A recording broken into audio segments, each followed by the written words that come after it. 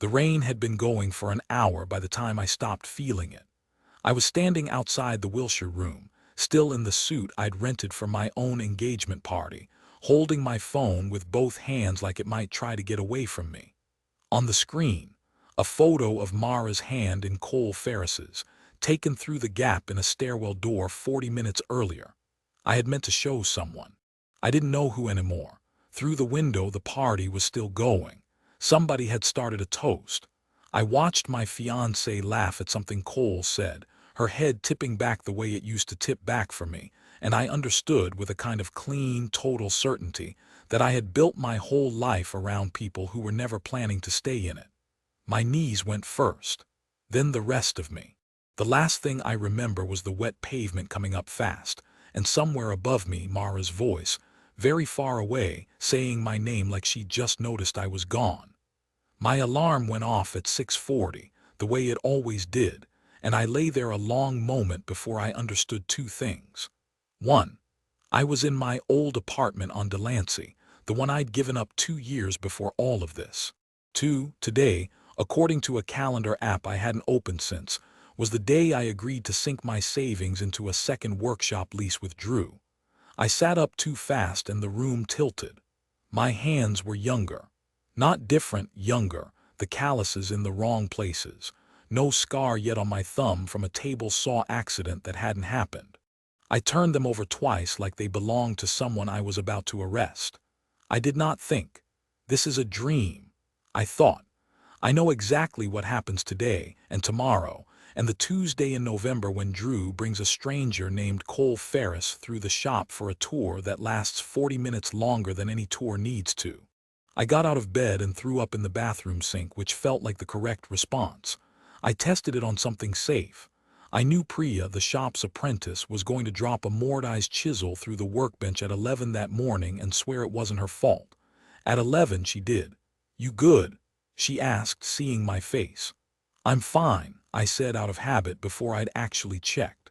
I stood in the doorway and watched her go pale and start apologizing before I'd said a word, and something in me that had been braced for 2 years finally, quietly, set down what it was carrying. I wasn't losing my mind. I was being given something. I didn't know yet if it was a gift or a debt. That night Mara called, wanting me to cover the deposit on her sister's baby shower. Money I remembered precisely, not having back that month.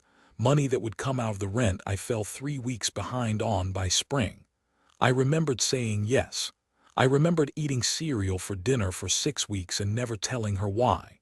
"I can't this time," I said. The words came out strange, like a language I'd only ever read, never spoken. There was a pause on the line I didn't remember from before. I had no memory to check it against. I was already off the map. "Okay," Mara said, too easily, and hung up.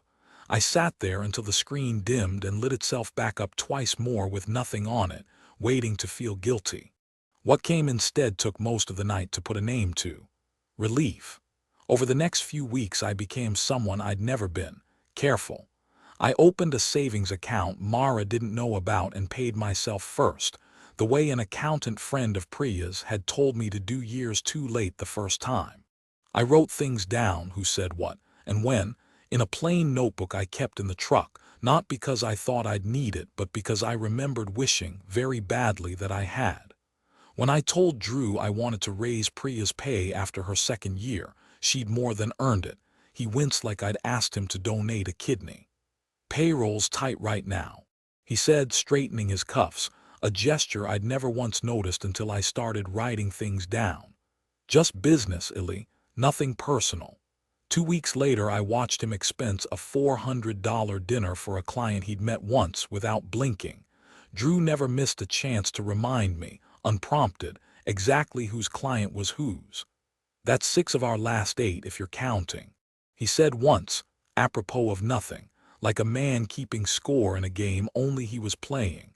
I was starting to understand that nothing personal was the thing Drew said right before every decision that was entirely personal. To everyone else, nothing had changed. I still showed up to Mara's work dinners with a jacket ironed by hand. I still let Drew take the lead in client meetings, because in front of clients, that had always worked. I was learning the difference between generous and available, and the shop ran exactly the same either way. That was the part that surprised me most. In March, I remembered a commission we were about to lose, a hotel lobby, 6 custom benches, a client named Faraday who canceled the first time because Drew quoted the timeline wrong by 5 weeks. This time I called Faraday myself, before Drew even had the number, and gave him the honest timeline up front. We got the job. It was the biggest single commission the shop had ever signed, and for the first time in 8 years, people started asking who Illy Rourke actually was. Drew brought Cole Ferris through the shop on a Tuesday in November, exactly the way I remembered, exactly the way I'd been braced for since the morning I woke up on Delancey. Just a courtesy tour, Drew said, hand already on Cole's shoulder like they were old friends. Kessler's been asking about boutique shops for a design portfolio piece. Costs us nothing to be nice. It had cost us nothing the first time too. I just hadn't known yet what it bought instead. Cole shook my hand and didn't let go until I pulled it back myself. He called the shop Scrappy, already deciding, in the 2 seconds it took to say it, that Scrappy was as high as his opinion of me would ever climb. He didn't so much as glance at Mara, who'd come by to drop off lunch. Not yet. That was still 6 weeks away. Over the following weeks, I watched Mara reach for her phone every time a room went quiet, a habit I used to find endearing and had since learned to clock every single time. She started mentioning Cole the way you mention whether casual, constant. Cole thinks the shop should do more residential. Cole said the lobby benches were the best thing Kessler had seen all year. I remembered this part too, the slow replacement of my opinion with his, one small unprompted quote at a time. The only difference was that this time I was watching it happen instead of being the last one to notice. 6 weeks after the tour, Kessler Design Group, the corporate furniture chain quietly buying up boutique shops across 3 states, ours apparently now included, sent a formal number, $4,800,000 for 70% of the shop. Drew hadn't told me the figure yet. He was still reviewing it, he said, over drinks he insisted on buying. 2 nights later, at a fundraiser I only went to because Mara asked me to, Cole leaned in over a glass of wine he was holding wrong and said, "4.8 is generous for a shop your size." I remember standing very still. 4.8. The same number to the 100,000 that Drew claimed not to have shared with anyone. In the life I'd already lived once, I found out that number the week the papers were signed, and I never once asked myself how Cole knew it before I did. I had assumed, both times, that Drew was careless. It had never once occurred to me that he might be the source. I started keeping the notebook for a different reason after that. Every conversation where Drew mentioned Kessler. Every detail that came back to me from someone who shouldn't have had it.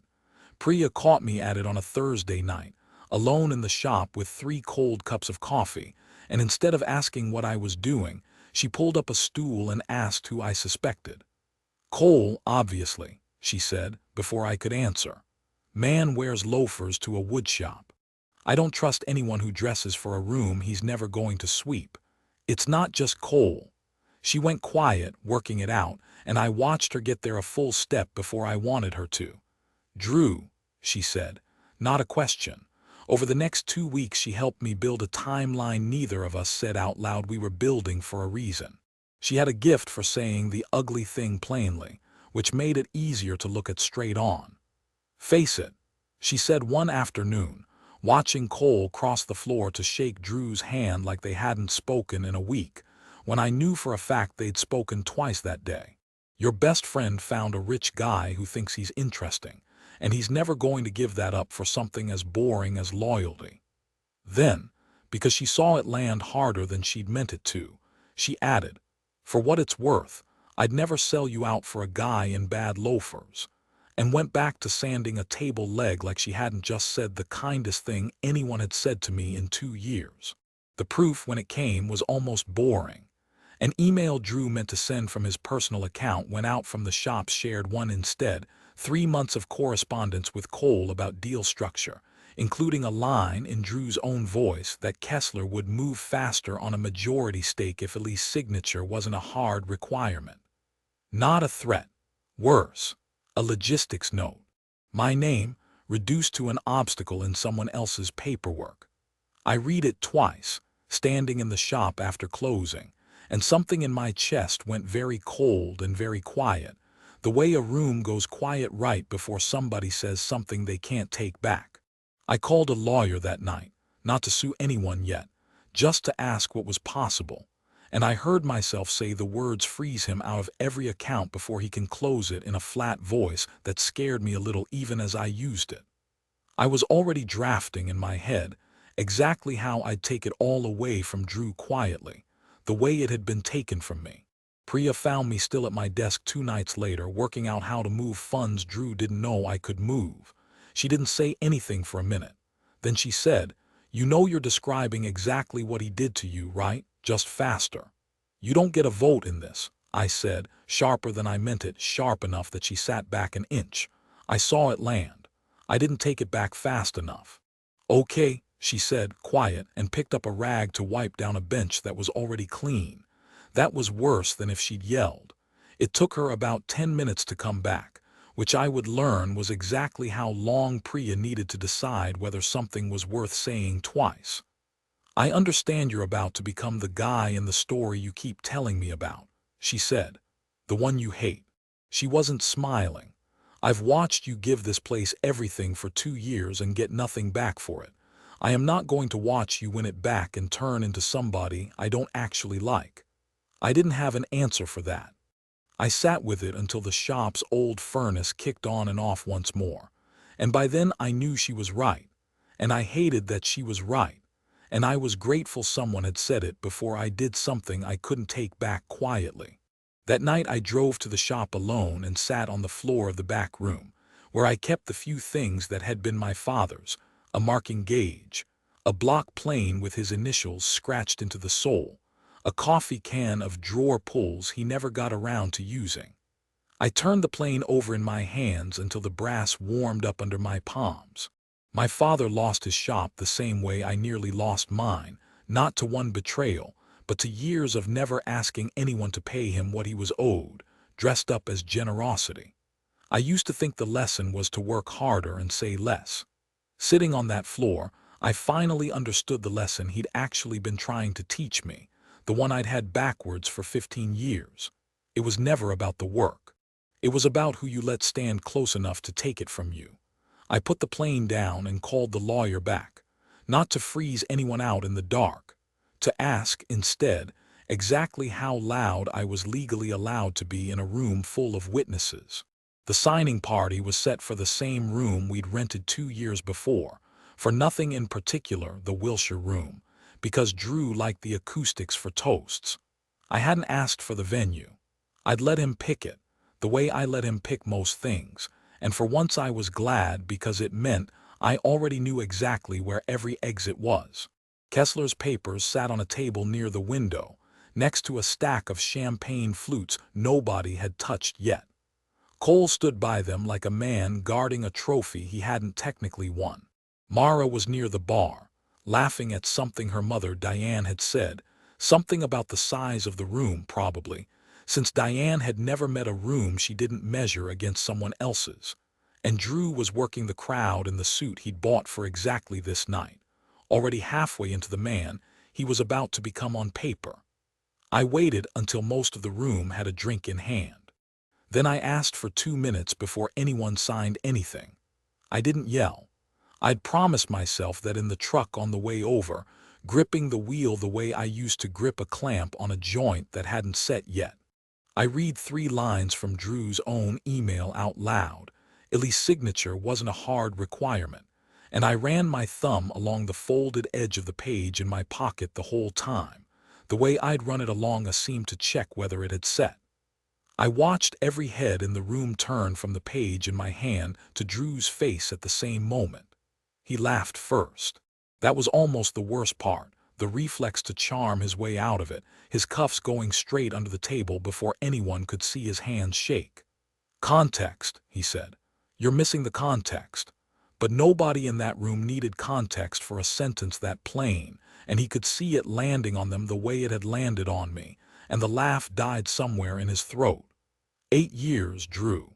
I kept my voice level because level was the only thing I trusted myself to be. I would have signed if you'd asked me. All you had to do was ask. You would have said no. It came out of him fast, too honest before he could stop it, and once it was out he didn't try to take it back. You always say no to the things that would have actually made you something. You'd have talked me out of it the way you talk yourself out of everything, and I'd still be the guy standing next to you at every award you never once noticed I wanted for myself. The room had gone completely still. I watched him hear what he just said, watched it cost him something to say it out loud after 8 years of not saying it, and for a second he didn't look like a man caught stealing a company. He looked like a man who'd finally put down something heavy and didn't know what his arms were for anymore. I wanted one thing that was mine, he said, quieter now. Just one. Nobody clapped. Nobody said anything for a long moment, until Cole, feeling the room turn, reached for the papers on the table like he could still salvage the deal out from under the wreckage of it. I put my hand flat on the stack before he got there. His hand found his watch instead, the tell I'd learned to read months ago. Not tonight, I said. Maybe not ever, but definitely not with these people watching you decide whether you still want it. Cole looked around the room, really looked, for the first time since I'd met him, and understood, the way you understand a math problem you've been getting wrong for years, that every person in it now knew exactly what he was worth, and it wasn't what he'd been telling them. Mara found me by the window after most of the room had drained out to talk about what they'd just watched. She checked her phone once out of habit and put it away without reading it. She didn't reach for my hand the way she used to when she wanted to manage a moment. She just stood there, arms crossed against the cold coming off the glass. Did you know about Cole and me before tonight? I've known for a while. She flinched small like I'd confirmed something she'd hoped was still a secret even from herself. And you didn't say anything. I'm saying it now. She looked out at the room, at Diane already telling somebody a version of the story that made her blameless, and something in her face gave up trying to be clever about it. I don't even know what I wanted from him. She said, I think I just wanted someone to still be trying. I was trying for 6 years. I know. Her voice cracked on the second word, the first honest sound I'd heard from her all night. I know, and I don't have a good reason why that stopped being enough. I've been looking for one for 2 years and there isn't one. I got bored of being sure of you. I waited for the old reflex, the one that would have reached for her hand and told her it was fine, that we'd figure it out, that I could be worth chasing again if I just gave a little more. It didn't come. In its place was something quieter, and it took me a second to recognize it as grief that finally had somewhere to go. I hope you find whatever that is. I said and meant it, which surprised me more than anything else that night. It's not going to be here. She nodded once and didn't ask me to change my mind. That was its own kind of answer. I found Priya out front, sitting on the curb where the valet stand used to be, eating fries out of a paper bag like the whole night was a mildly interesting rerun. She held the bag up without looking at me. I took a handful and sat down next to her, and for a while neither of us said anything, which was its own kind of relief after a night that loud. So, she said eventually, big win. Doesn't feel like one yet. Give it a minute. She bumped my shoulder with hers once easy. For what it's worth, watching Drew's cuffs shake through an entire sentence was the most satisfying thing I've seen since I started here. And I once watched you refinish a whole dining table by hand because a client's dog scratched it.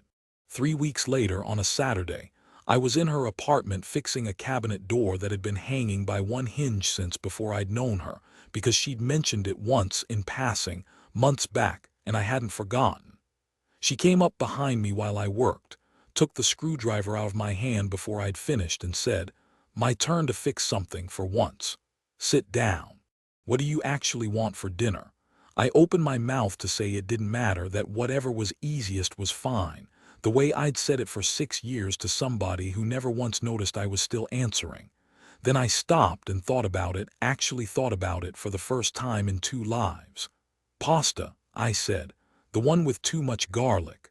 Finally, Priya said, and went to find a pan, and I sat on her kitchen counter with a cabinet door half fixed and nowhere I needed to be, and let somebody take care of something for me.